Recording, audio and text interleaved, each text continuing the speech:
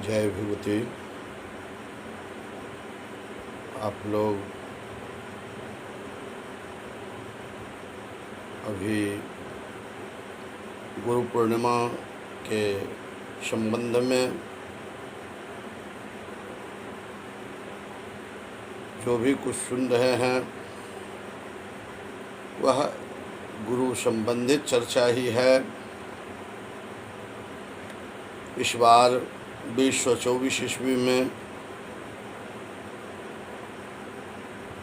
गुरु पूर्णिमा रविवार दिन 21/7/2024 को लग रहा है। गुरु को हम स्मरण करते हैं, उस रोज़ उनकी पूजा अर्चना करते हैं। शास्त्र में ऐसा विधान है कि नित्य गुरु की पूजन करना चाहिए। नित्य देवताओं का पूजन, अतिथियों का सेवन, उनका पूजन, ये सब दैनिक क्रिया है।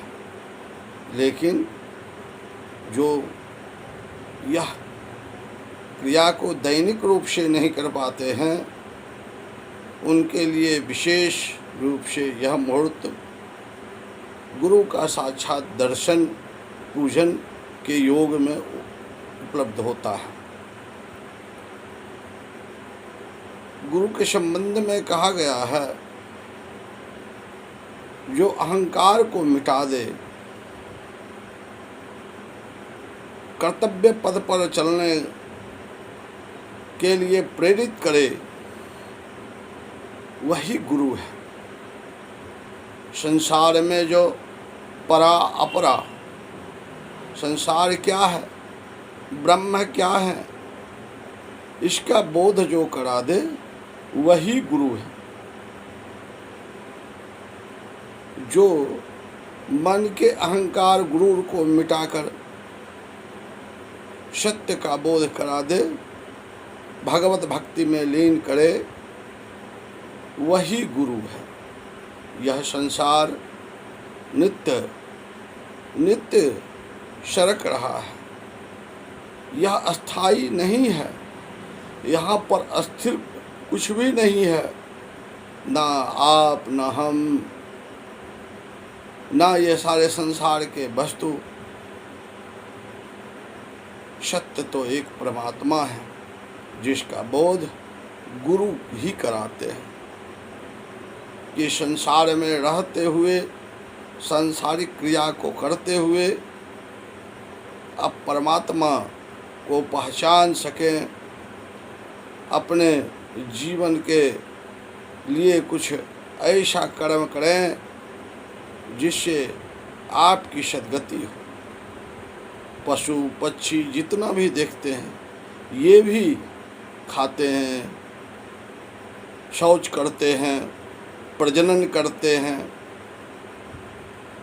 लेकिन 84 लाख योनि में जो मानव योनि है, यह योनि सबसे उत्तम मानी गई है।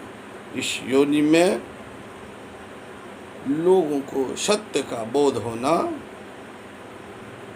गुरु की कृपा से संभव है।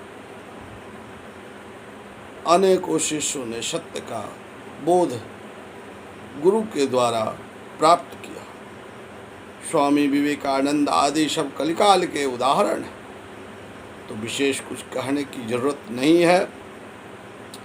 गुरु के संबंध में कहा गया है कि दुर्लभं सद्गुरूणां तो सत्संज्ञाद उपस्थितं तदनुज्ञा यदा लब्धा स दीक्षा बासरो महान। सद्गुरु का दर्शन, उपदेश, परलोक सुधारने की बात अति दुर्लभ है। जब उनकी आज्ञा मिल जाए, उसी समय दीक्षा ग्रहण करना चाहिए। ग्रामे वा यदि वा अरण्ये क्षेत्रे वा दिवसे निशि आगच्छति गुरुर्देवा तदा दीक्षां प्रकारयति। यदि गांव में, वन में, पवित्र स्थान में, चाहे दिन हो रात्रि हो, दैव योग से अगर गुरु आवे तभी दीक्षा ले लेनी चाहिए। यह निष्काम भाव की बात हुई। जो आप निष्काम भाव से अपने कल्याण के लिए, मोक्ष के लिए आप कुछ भी विचार ना करें, गुरु योग्य है, दुर्लभ है,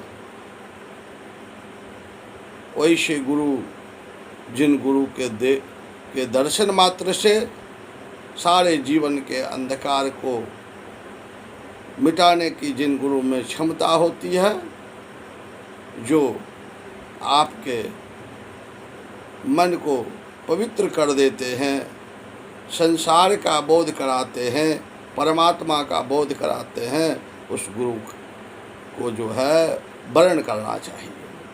अब संसार में दो प्रकार की बात है, एक सकाम है, एक निष्काम है। बहुत लोग तो गुरु को वर्ण इसलिए करते हैं कि मेरा घर बन जाए, मेरा बच्चा सुधर जाए, मेरे जीवन का पाप का अंत हो जाए। न जाने संसार की हर एक कामना लगी ही रहती है उनको। गुरु प्राप्त होने के बाद भी वो अपने मोक्ष की बात नहीं करके सांसारिक भोग विलास काम की इच्छा प्रकट करते हैं। तो वैसे लोगों के लिए भी है व्यवस्था। उन लोगों के लिए हम आगे की चर्चा करेंगे कि वैसे लोगों को कब गुरु की दीक्षा लेनी चाहिए, जिससे उनका मनोरथ सिद्ध हो जाए और गुरु वैसे लोगों को उसी मुहूर्त में, उसी समय में दीक्षा दें। ऐसे वैष्णव दीक्षा का कोई मुहूर्त की आवश्यकता नहीं है, लेकिन सांसारिक हित के लिए आप अपने स्वार्थ की साधना पूर्ति चाहते हैं, आप चाहते हैं कि गुरु में क्या तत्व है, तो गुरु में तो बहुत कुछ है। उसको तो आप जब तक नहीं समझिएगा तब तक आप अंधकार में हैं, तब तक गुरु को अपने काम के लिए आप उनका वर्ण करते हैं, तब तक भटकते रहिएगा। जब गुरु के पास आप निष्काम होकर पहुँचें कि हे गुरु जी, मेरे जीवन के जो भी कार्य थे, जो जितना मुझे पार लगा मैंने किया, अब संसार से जो है परलोक सिद्ध मेरा हो जाए, इसके लिए कृपा कीजिए। तब गुरु वैश्य दीक्षा को उसी समय प्रदान कर देते हैं।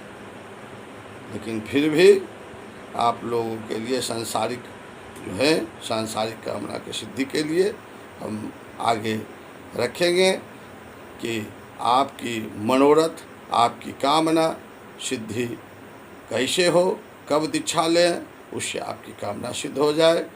आगे की परिचर्चा को सुनेंगे, आप लोगों को ज़रूर बेहद लाभ मिलेगा। परीक्षित प्रमाणित होगा, ग्रंथ प्रमाण से होगा, धर्मशास्त्र के आधार पर मैं उस वचन को रखूँगा आप लोगों के हित के लिए। आगे आप लोग इस पूर्णिमा में अपने गुरु का, जो दीक्षा गुरु हैं, जो व्यास गुरु हैं, उन सब का पूजन करें, उन सब से आशीर्वाद लें, अपने जीवन की मंगल कामना करें। अपने बच्चों के लिए, अपने संपूर्ण परिवार के लिए, समाज के लिए उनका आशीर्वाद आवश्यक है। जय भगवती।